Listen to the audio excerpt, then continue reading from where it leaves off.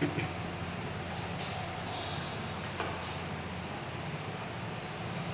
Morning students.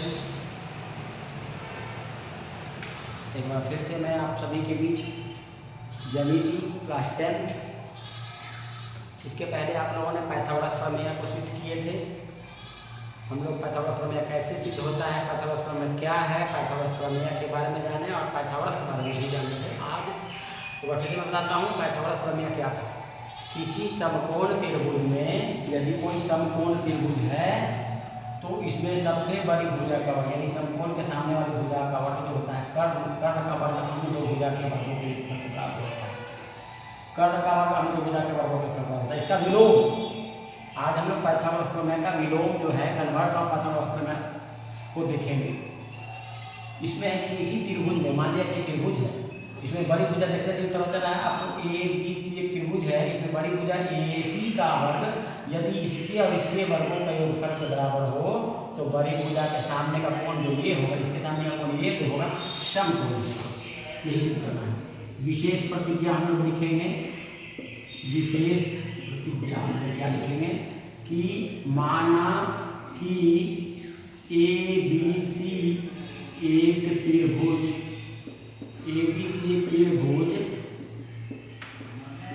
इस प्रकार है कि इसमें AC का वर्ग बराबर AB का वर्ग प्लस BC का वर्ग ये दिया होता है। तो इसमें सिद्ध करना है कि बड़ी भुजा जो AC है इसके सामने का कोण B जो होगा वो 90 डिग्री का होगा, यानी समकोण होगा। यही है, ठीक है। इसमें हम यही सिद्ध करते हैं। इतना का वर्ग बराबर इतना का वर्ग प्लस इतना का वर्ग दिया होगा तो हम सिद्ध करेंगे कि इसके सामने कौन सा होगा। इसमें रचना हम क्या करेंगे, एक और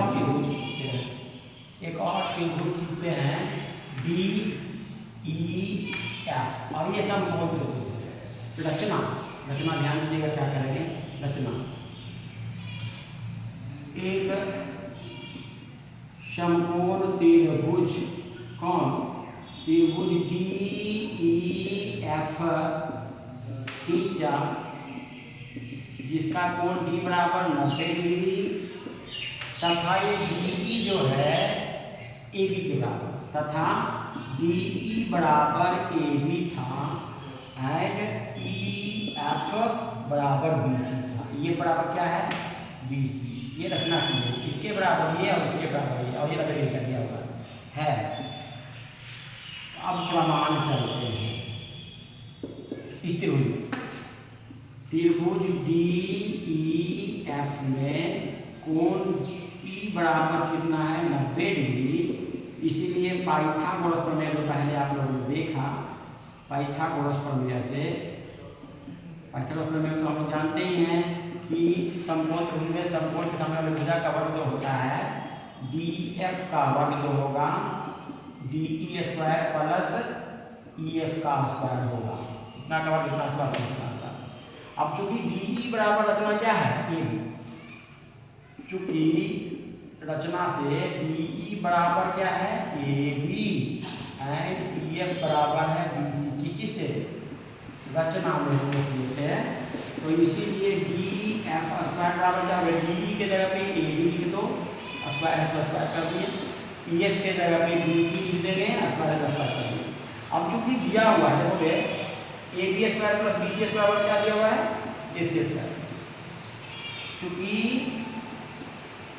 दिया हुआ है कि AB square plus BC square बराबर क्या है AC स्क्वायर, तो इसीलिए DF स्क्वायर आप इतना जो रचना बराबर कर देंगे AC स्क्वायर। दोनों स्क्वायर कर क्या तो इम्प्लाई DF बराबर AC, यानी इतना बराबर इस रचना से था, इतना बराबर इतना रचना से था, तो ये भी बराबर हो गया।